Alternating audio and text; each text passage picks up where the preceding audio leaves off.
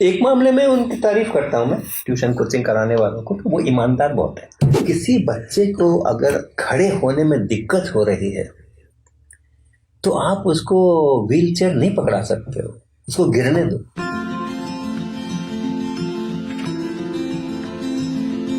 Sir दूसरी बात, अगर सिस्टम की करें, जो भी नया रूल आ रहा है कि 16 साल से कम उम्र के बच्चों का दाखिला ना लिया जाए कोचिंग्स में, तो ये क्या सॉल्यूशन है इस चीज़ का? इम्प्लीमेंट होगा क्या? पहली बात तो इम्प्लीमेंट होगा क्या?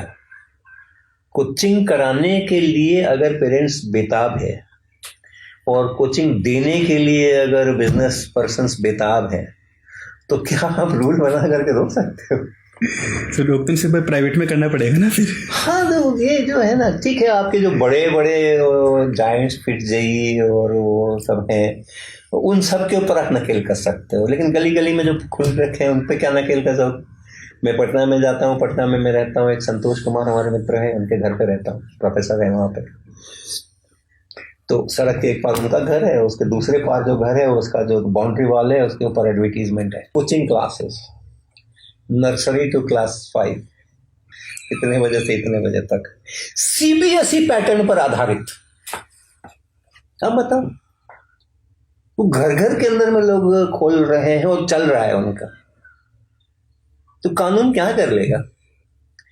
और पेरेंट्स को ये समझना चाहिए कि किसी बच्चे को अगर खड़े होने में दिक्कत हो रही है तो आप उसको व्हील चेयर नहीं पकड़ा सकते हो, उसको गिरने दो। गिरता ही, हर बच्चा गिरता है। जब खड़ा होना सीखता है तो ऐसा थोड़ी है कि सीधा ही खड़ा हो जाता है, लड़खड़ाता ही है, इधर गिरेगा उधर गिरेगा, और पेरेंट्स को खुश होते हैं उस समय में। ऐसा नहीं करो बच्चे को कितना कष्ट हो रहा है, भैया इसको एक व्हीलचेयर दे दो। आज वही हो रहा है ना, मेरा बच्चा होमवर्क नहीं कर पा रहा है स्कूल का, एक ट्यूटर लगाओ। मेरा बच्चा जो है सो बाकियों से 10 नंबर कम पा के रखा हुआ है, उसको ट्यूशन में डाल दो। आप उसको व्हीलचेयर पकड़ा रहे हो जब उसके पैर मजबूत होने का समय है, उस समय में हमेशा के लिए वो बच्चा कमजोर होता है, और इसीलिए बाद में इतना साइकोलॉजिकली फ्रेजाइल हो जाता है वो कि किसी तरह के एडवर्स सिचुएशन को फेस नहीं कर पाता है। तो ये समस्याएं हैं, ये जो ट्यूशन कोचिंग का सारा मामला है। एक मामले में उनकी तारीफ करता हूं मैं, ट्यूशन कोचिंग कराने वालों को, तो वो ईमानदार बहुत है। वो बिल्कुल साफ कहते हैं स्टूडेंट्स को कि मेरा मैंडेट आपको परीक्षा पास कराना है, आपको पढ़ाना नहीं है ना? वो देर वेरी क्लियर, और ये आपको बता करके ही कहते हैं आपको आना है तो आ जाओ, नहीं आना है तो मत, आपको पढ़ना है तो कहीं और जाओ, आपको इम्तिहान पास करना है तो मेरे पास आओ। यही तो होता है ना ट्यूशन के अंदर में, that they are very honest.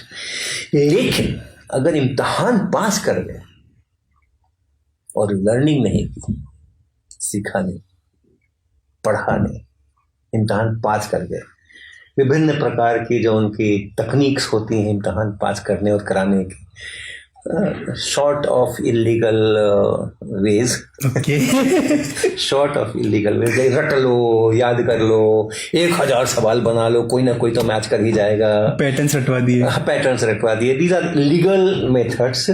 तो ऐसा करके उन्होंने अगर बिना सब्जेक्ट को समझाए हुए, बिना सब्जेक्ट के डेप्थ में गए हुए, बिना उसकी क्षमता को बढ़ाए हुए, मस्तिष्क की क्षमता को बढ़ाए हुए अगर इम्तिहान में पास करा दिया, ऐसे ही बच्चे बड़े इंस्टीट्यूशन में जाकर के ज़्यादा कष्ट पाते हैं।